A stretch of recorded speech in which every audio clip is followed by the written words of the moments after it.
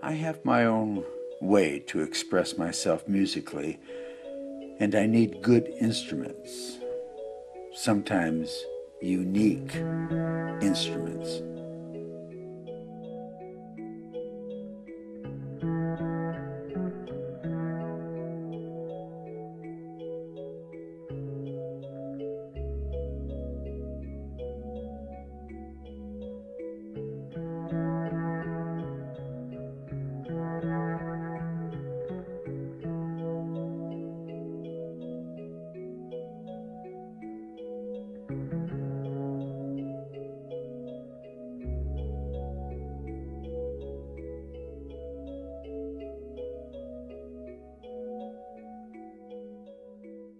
You made a Hemage bass for me, and it was a big Hemage bass. Yes.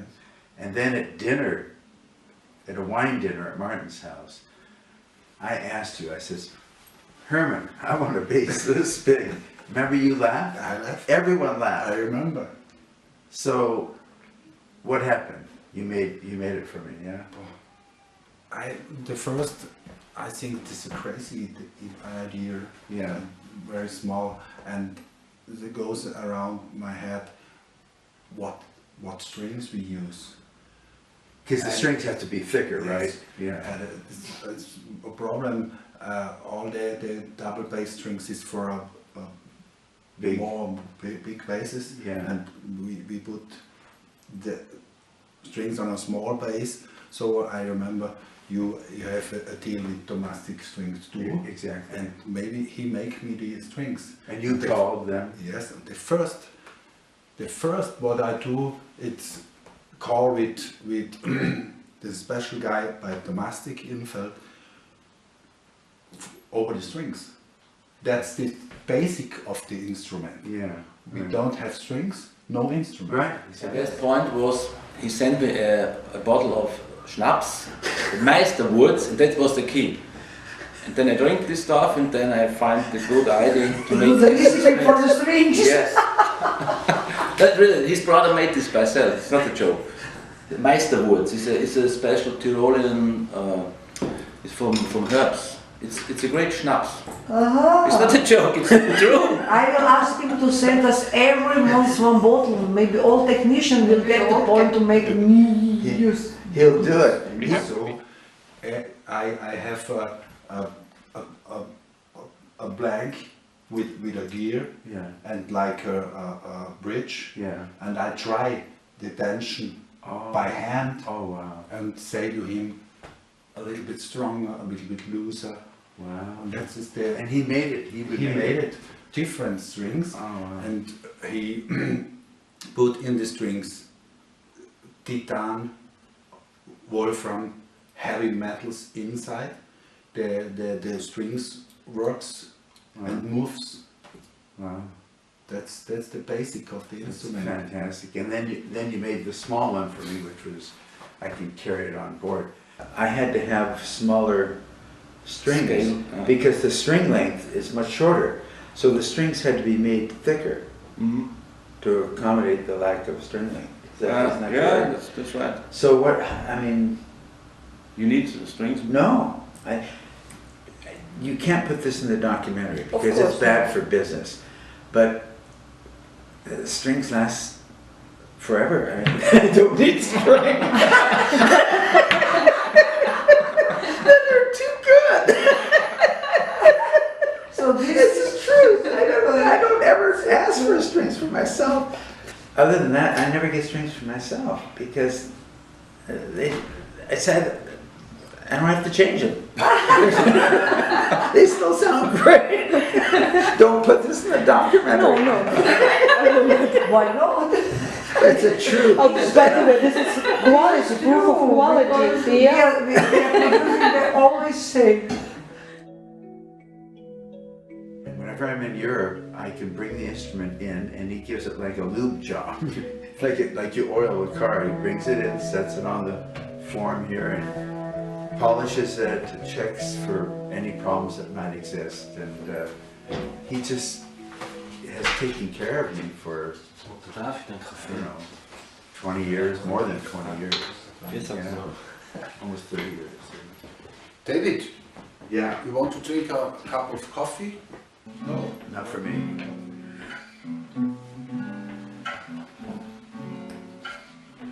Summertime, and the feeling is easy.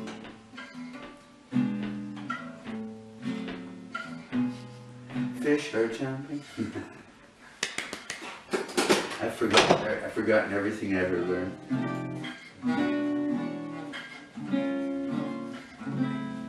When I was in the army, I played guitar. I've forgotten everything.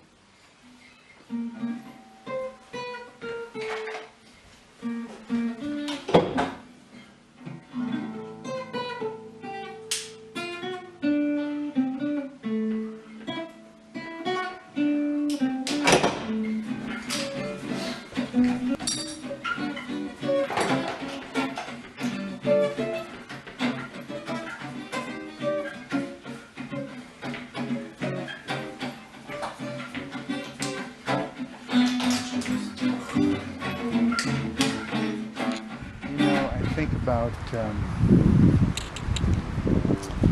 my time in the army playing music. I remember driving an ammo truck, and I was stationed in Bad Kisking, Germany, in an artillery unit. And I remember hearing Coltrane on the radio as I was driving, and it pulled me out of such depression. His sound, his voice on the tenor sax, it was wonderful.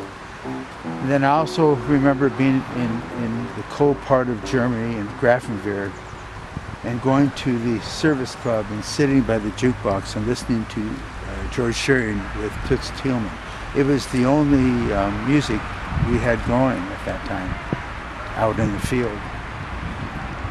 And I had been playing guitar, but I remember one day in the service club I saw a bass, acoustic bass. I picked it up, and it was love at first embrace. It was wonderful. And then I met a man by the name of Nick Stevens, who was a captain, and at the same time a wonderful person named Al Aguilar, who was a drummer. And we formed a trio and did a lot of playing together. And we had an Army entertainment contest, and it was, we actually went to the finals. Didn't win, we went to the finals. I would take a leave from time to time in the Army. I remember going to Paris. And sitting in with various musicians. One time at the Blue Note Club, I was playing with Art Taylor on drums, Renee Thomas on guitar, and George Arvanitis on piano. These were great players.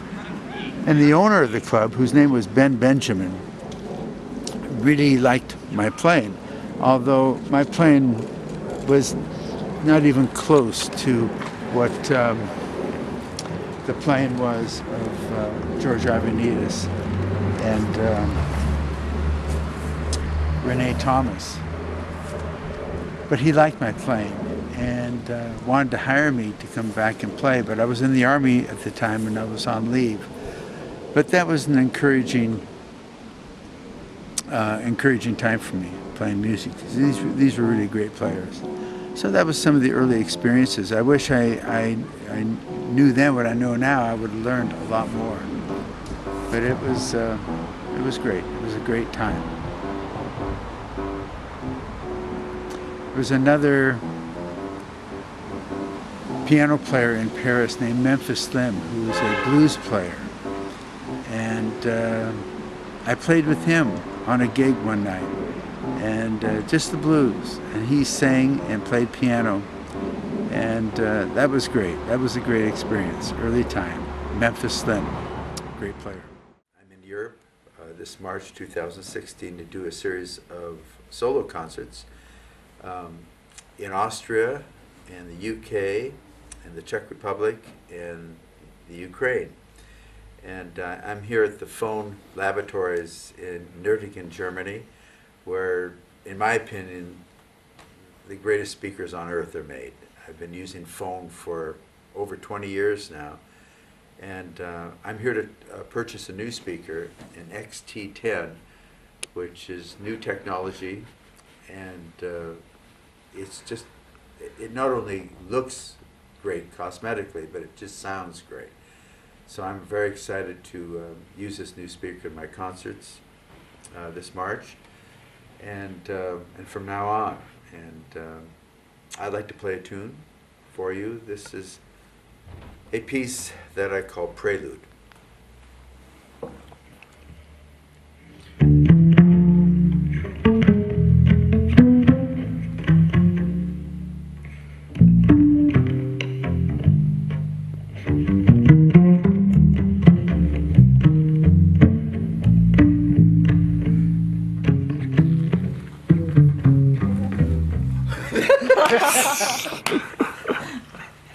It's the greatest time. You know, ba, ba, ba, ba, ba, ba, ba, ba, ba. It's a long thing, but I just went.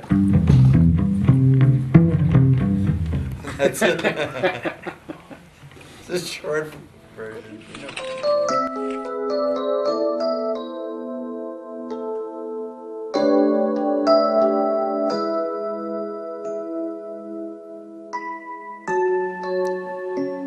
This is a tune of mine called Brilliant Heart, and it's a tune I wrote for my late son, Scott Friesen.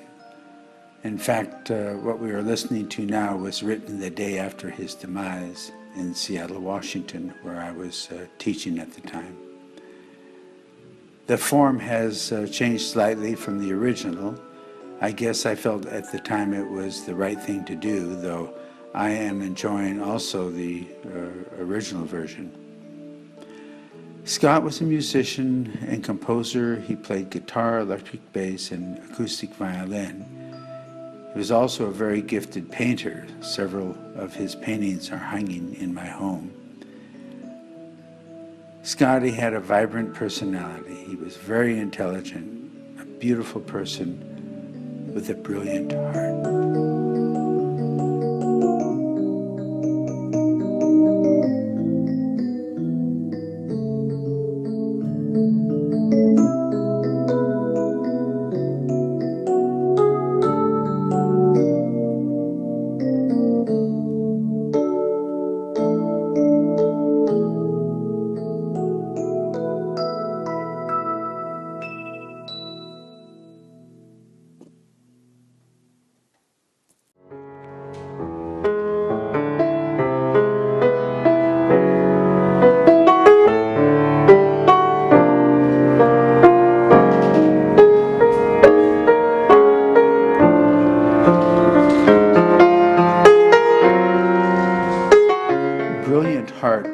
Approximately 20 minutes to compose.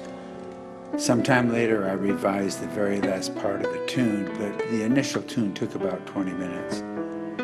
There is no formula to composing music for myself other than follow the music. It knows where to go. Sometimes the melody comes first, other times the harmony. Many times the tune is pieced together like a puzzle, harmony and melody working simultaneously together. I love my melodies and harmonies to tell a story. I look for resolutions. I love very much to combine the harmonic alongside the inharmonic. I always first compose music to please myself. You can't please everybody. Maybe 300 persons like your music and 500 don't. Then another 1,000 persons may love your music and 3,000 don't. So who can you please? So I always compose music to please myself. Those who would like to hear my music should come to me. Those who don't need to go somewhere else. I'm not necessarily right or wrong with my philosophy. This is just how I feel about it, and so it is correct for me.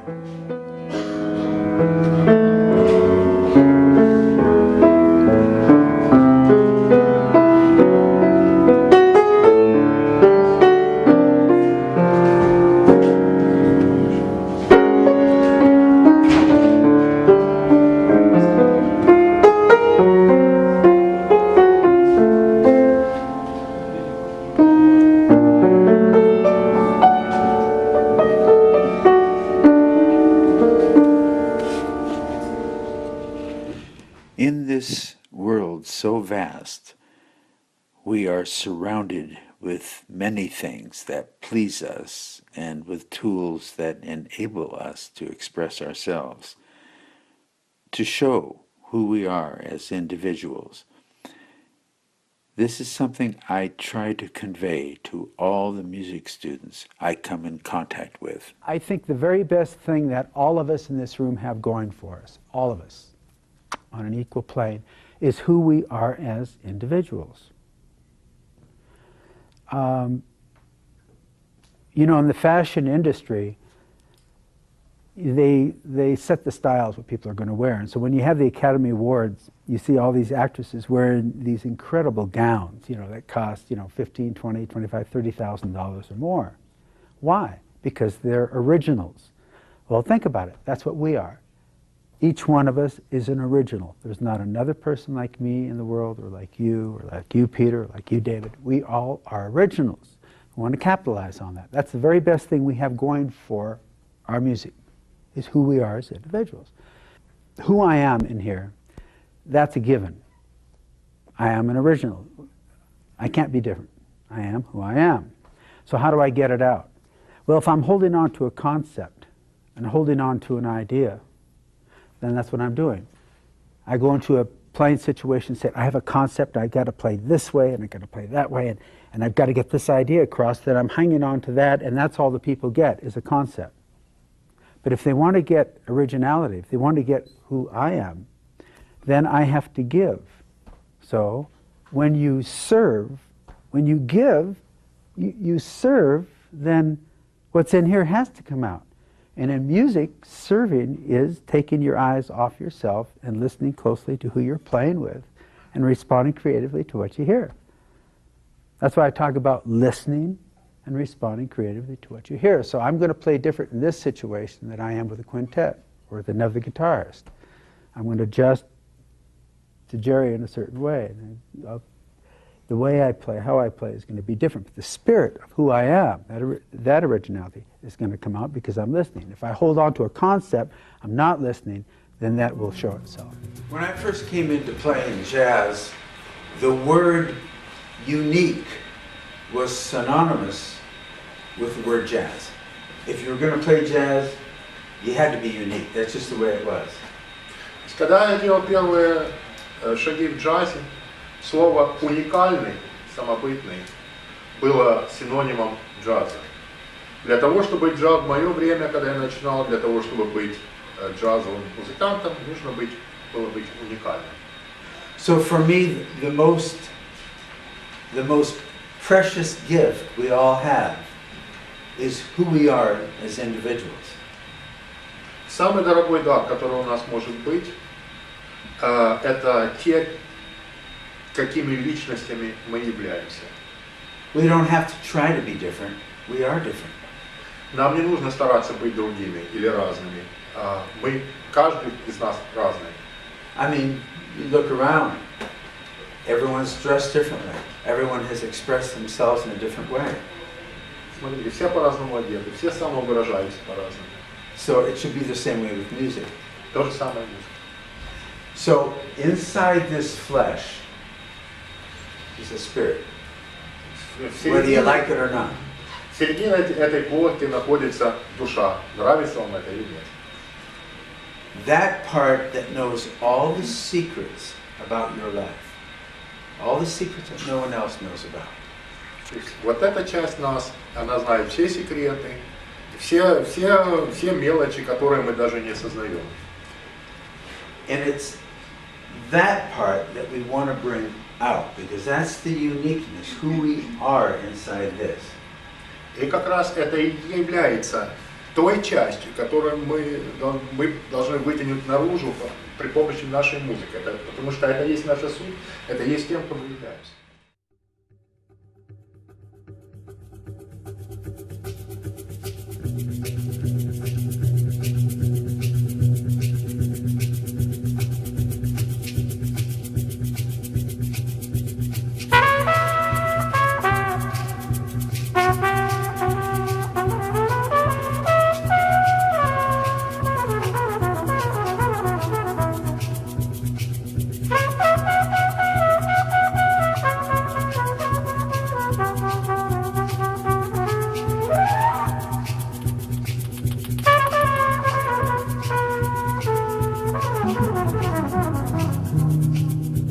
You